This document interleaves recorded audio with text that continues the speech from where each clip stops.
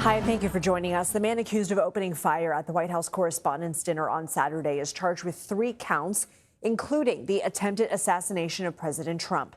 Prosecutors say 31-year-old Cole Allen traveled by train, first from Los Angeles to Chicago, then Chicago to Washington, with the intent to kill senior leaders of the federal government. Make no mistake, this was an attempted assassination of the President of the United States, with the defendant making clear what his intent was. And that intent was to bring down as many of the high-ranking cabinet officials as he could. The scene at the annual dinner, which is designed to honor the First Amendment and raise money for scholarships, was chaotic. President Trump, Vice President J.D. Vance, the First Lady, and key members of the president's cabinet were all in attendance at the event, which was held at the Washington Hilton. The president posted this surveillance video of the suspect just before he was apprehended by Secret Service agents. Now, this is one floor above the ballroom where the dinner was taking place. The president was asked about that in an interview with 60 Minutes. How did he get that close with the place swarming with security? I will say, look, I say it because I'm a big fan of the people, of law enforcement. And, you know, some of these people, they may be crazy, but they're not stupid, and they figure things out. CBS News senior White House correspondent Weijia Jiang is the president of the White House Correspondents Association, which organizes the event. As she describes it, the shooting began at a moment of levity. This moment right here, headliner and mentalist Oz Perlman was guessing the name of Press Secretary Caroline Leavitt's child that she's going to give birth to any day now. And then you see there, moments later, the room was told to get down. Weijhia's daughter, husband, and parents were there. She spoke with Face the Nation about that experience. My family was in the audience, and it was incredibly meaningful to have them there. And so that added an additional complicated layer because I'm thinking about the safety of my members, the safety of all of our dinner guests, and obviously at the forefront, the safety of the people who I can see who matter the most to me. CBS News Justice Department reporter Jake Rosen joins us now. So, Jake, walk us through the suspect's first court appearance.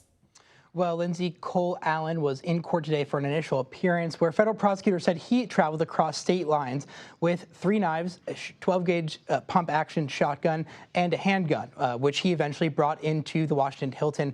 And then, as you pointed out in that video, ran and attempted to run into the ballroom where that event was happening. He will stay in federal detention until at least Thursday, when there'll be a detention hearing, and he did not enter a plea today. He was assigned his lawyers in court. He'll be relying on 2 federal defenders. He appeared in a bright blue jumpsuit and said he understood what the charges against him were and did not speak much more besides that. His attorneys pointed out that he did not have any kind of criminal record, but in cases like these where there is an assassination attempt charge on top of just these federal firearms charges, it is likely that he will be forced to remain in detention indefinitely as this case plays out. I'm sorry, did you mention when his next court appearance is? His next court appearance will be on Thursday morning, where there'll be a detention hearing where his newly appointed federal prosecutors, I should say, are going to present evidence of why he should remain in detention indefinitely in this case. It's also very likely that his attorneys, who were just appointed today, are going to kind of propose some potential holes in these federal charges that were brought today, Lindsay. 2 of them are which it's not alleged that Cole Allen actually shot at any of the federal agents, just that his gun went off after he was in the process of committing his crimes. In addition to that, one glaring flaw in these charging documents that we've tried to reach out to DOJ to see what the issue with them is that they say that the first gunshot was heard at 8:40 p.m. We know, based on our CBS News colleagues who were there and on that C-SPAN footage that you showed, that those first initial moments of chaos were around 8:34 p.m. So there's a 6-minute difference in terms of what we know actually did happen according to videotape footage and witness evidence and what the Department of Justice is alleging. That might be a big hole in this complaint coming from federal prosecutors that his defense team is likely to key into on Thursday. Okay, Jake Rosen, thanks so much. CBS News Homeland Security Court correspondent Nicole Sganga joins us now. So, Nicole, you were there. We've talked about your experience, but let's go ahead and hone in a little bit more on where you were sitting. Table 228 near the back of the ballroom. Just help us, for those of us who are just catching up, what did you see and hear? Yeah, Lindsay, it's interesting. My colleague Arden Farhi with CBS News was pointing out earlier, those of us who were in the back of the ballroom had a much different experience than those that were closer to the stage at the front of the room. And what I mean by that is that we knew right away that these were bullet shots, and we heard a loud succession of about 5 bullets. I can still hear it in my head. Boom, boom, boom, boom, boom. And immediately there were calls from both the U.S. Secret Service and also people at our table. I was sitting next to our national security contributor, Sam Vinograd. We had other folks in national security at our table who said, get down, get underneath the table. And within seconds, we were underneath the table. We were comforting one another. Olivia Rinaldi, White House reporter, was also seated at my table, and she was, talking about her experience with Butler. After that, we were able to emerge, and we started to see what was a very coordinated, albeit slightly chaotic, response by the U.S. Secret Service and the over 12 other agencies who began evacuating their principals out of that very crowded ballroom as we tried to get a clear picture of what had just happened. I mean, this hotel is iconic, right? For people, especially in the D.C. area. This Washington Hilton was where former President Ronald Reagan was shot and wounded in 1981. Secret Service members know this. They have a nickname for it, I believe, the Hinckley Hotel, right? Based off of the Hinckley suspect's Hilton. name. So we call it the Washington Hilton.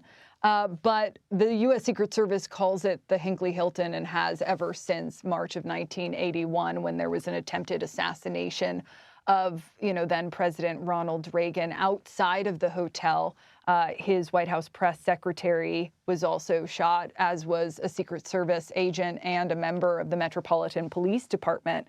And ever since then, this has transformed from being just another hotel in Washington, D.C., to really a venue and a site for the U.S. Secret Service. After that event, there was a quote-unquote bunker that was added to the hotel, which is really just a discreet, hardened security garage underneath the hotel that President Trump, President Obama, George H.W. Bush, President George W. Bush all used to come into the White House Correspondents Dinner. And this is a venue, mind you, that is not just used for this annual dinner, but it is used for the White House prayer vigil. It is used for visits by foreign dignitaries. Secret Service agents know the 46 conference rooms and the over 1,100 hotel rooms in this hotel. They have this area mapped out. I think there is a question now of, has the threat environment risen so that we can no longer do the security at the Hinckley Hilton or the Washington Hilton like we have in years past? But for those who have been speculating and saying, the Secret Service doesn't have the capability to lock this hotel down, I'm told that's not the case. I'm told that, in general, they like to keep traffic. They like to keep a flow of, individuals. They like to allow the public to be able to access the hotel rooms, the lobby, while really securing the lower levels of this hotel. But because it is a hotel, because it is a living, breathing thing with deliveries coming in and out and staff members and hotel guests, it is considered by the U.S. Secret Service, along with the Kennedy Center honors, to be one of the hardest events to protect, Lindsay. Nicole Sganga, thank you so much for your expertise and observations. CBS News White House reporter Aaron Navarro joins us now. So, Aaron, I'm going to ask you the same thing. First of all, we're so glad you're safe. But can you take us through where you were sitting and what you experienced? Lindsay, it was very similar to Nicole's experience. The table I was sitting at, table 230, was very close to the entrance that maybe was closest to where the gunman was eventually taken down. We heard 45 loud thuds, officers yelling, the smell of gunpowder, and I ran to that lower level inside that ballroom to take cover.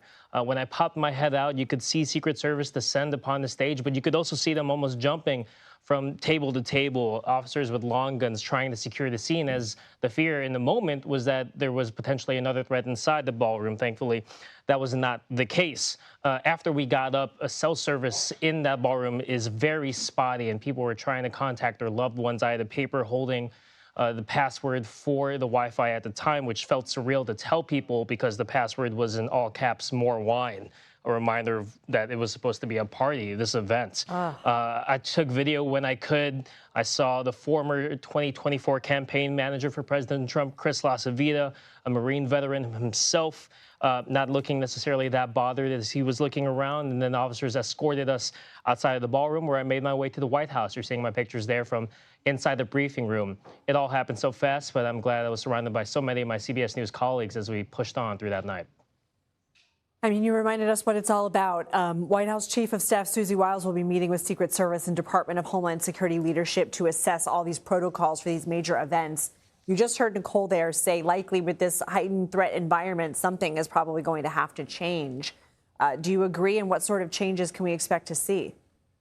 Well, the White House, at least in the press secretary's briefing, kind of hinted at this, saying that changes are going to happen, but being careful not to broadcast what exactly those changes to the president's security protocol will be. That being said, something she signaled is that should the dinner be rescheduled, that security would be increased. That's something President Trump talked about in his 60 Minutes interview as well. And when asked if this dinner happens, if both the president and the vice president should be there, she said that that was a question that was raised before the dinner and will be raised during these security conversations as well. But it's something that the White House will be looking at, especially given the amount of public events, big public events that President Trump will participate in the next couple of months, from the America 250 celebrations to his expected increase in midterm travel. Aaron Navarro, thank you.